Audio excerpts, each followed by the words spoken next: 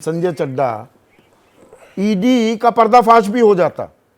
इस मामले की गंभीरता कितनी है, साक्ष्य सबूत कितने पुख्ता हैं, उनकी कलाई भी खुल जाती। देखिए, कोर्ट ने कहा 6 महीने से ज्यादा समय हो गया है। दिनेश अरोड़ा के बयान को आपने मान के फिर इनको गिरफ्तार और किया। वो पहले 10 और कौन सा बयान है? हाँ, पहले 10 बयानों में कोई जिक्र नहीं है, कहीं पे बात नहीं हुई है। आपने इसके अलावा जो सबसे बड़ा, जो सब कहते हैं, मनी ट्रेल नहीं है, कोई रिकवरी नहीं हुई है। आप किस बिना पे, अब इस बिना पे कोर्ट ने यह कहा, बहुत अहम बात बता रहा हूं, कि अगर हम इसके फेवर में जजमेंट दे देते हैं, बेल कर देते हैं, तो यह ट्रायल में आपके अगेंस्ट जाएगा और आपका ट्रायल वीक हो जाएगा। अब इसके पीछे कारण क्या है, ये जानना बार बार हम सब लोग 45 हम घूम रहे हैं, बिल्कुल। हम बार बार कह रहे हैं सेक्शन 45। नाउ सेक्शन 45 पीएमएलए में एक बेल का प्रोविजन है। किन परिस्थितियों में बेल दी जाती है?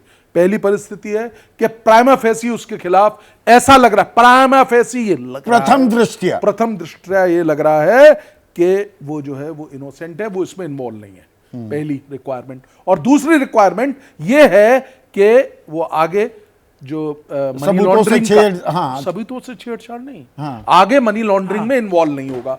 अगर ये दो चीजें आ गई, अगर हम मेरिट पे करेंगे तो इन दोनों चीजों को हमें देखना पड़ेगा, इन दोनों चीजों को हमको इवैल्यूएट करना पड़ेगा। सेक्शन 45 में हमको बताना पड़ेगा कि these are the two regions, these two are missing. Once supreme court says that these two are missing, lower court के ट्रायल में क्या असर पड़ेगा।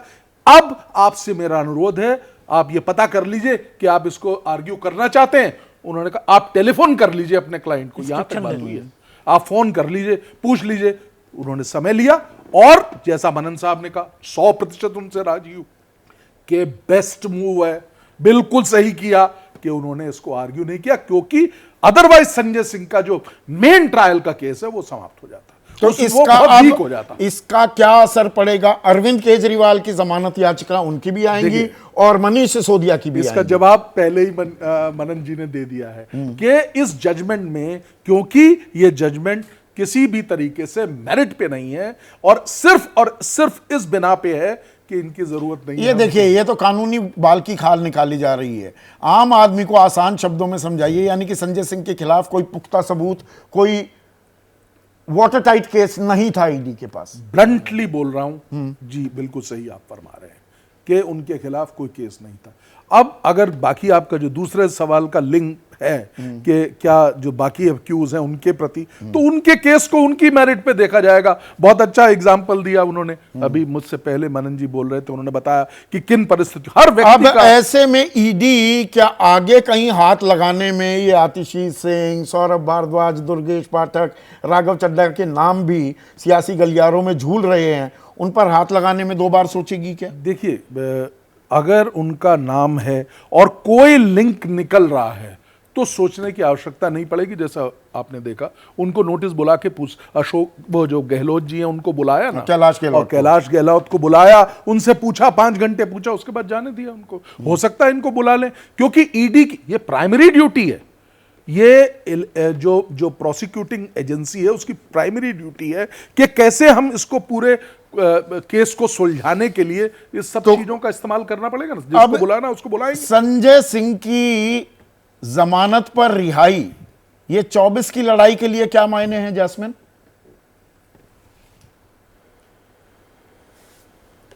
देखिए, इसके बहुत बड़े मायने हैं संदीप जी, क्योंकि शुरुआत से जो विपक्षी गुट इंडिया गठबंधन कहता आ रहा है कि ईडी और सीबीआई का पूरी तरह से राजनीतिकरण हो गया है। और जब आप एक बड़े सांसद को, जो राज्यसभा में एक सबसे बड़ी आवाज है मोदी जी के खिलाफ, उसको बिना किसी तथ्य के अगर आप 6 महीने तक अगर बंद रख सकते हो, तो समझिए कि आने वाले दिनों में और क्या क्या ये लोग काम कर सकते हैं। तो मेरे ख्याल से आज एक पूरे विपक्ष की, तो नहीं मैं कहूंगा केवल पूरे विपक्ष नहीं, पूरे आज देश के उन नागरिकों की विजय हुई है जो इस संविधान को बचाना चाहते हैं। और उनके लिए केवल एक ही मैसेज है कि इंडिया गठबंधन के साथ अगर आप नहीं जुड़े तो आने वाले दिनों में जितना भी अभी भी रह गया है लीगल सिस्टम में, अभी एक हमें सपोर्ट मिल रहा है, लेकिन ईडी और सीबीआई इस तरह से पॉलिटिकल विंग बन गए हैं कि मतलब इतना प्रताड़ित करने वाले हैं पूरे तो देश मतलब के इंडिया गठबंधन नागरिकों में को, नई जान विपक्ष आ के गई नेताओं है। को, सबको। 20 सेकंड में जवाब चाहूंगा, ये भ्रष्टाचार के खिलाफ लड़ाई दो धारी तलवार भी साबित हो रही है क्या सत्ता पक्ष के लिए? मुझे ऐसा नहीं लगता है संदीप। प्रधानमंत्री का नैरेटिव जो है वो मुझे लगता है जनता तक बेहतर पहुंच चुकी है, और आम आदमी पार्टी जो मात्र 23 सीट पर लड़ रही है, वो नरेंद्र मोदी को वो क्या इंडिया चैलेंज गठबंधन करेंगे? भी तो साथ अब खड़ा है ना। इंडिया गठबंधन कांग्रेस कहीं है क्या? चलिए, कहीं है दो नहीं, डिजिट लड़ाई आ जाए में कोई कांग्रेस को, असर बहुत बड़ी नहीं बात पड़ेगा, क्रेडिबिलिटी की बात है। तेरा भ्रष्टाचार बना मेरा भ्रष्टाचार। जैसे ही घड़ी का काटा दोपहर 2:30 पे आए, बबीता जी का दिल सास बहू साजिश के लिए मचल जाए। और ये है इनकी बहू, पूरे दिन ऑफिस की टेंशन हो जाए गॉन जब ये करें अपना फेवरेट शो फ्री टाइम पे ऑन। इनकी तरह आप भी देखिए अपना फेवरेट शो अपने टाइम पर और डाउनलोड कीजिए एबीपी लाइव ऐप अपने स्मार्ट टीवी पर।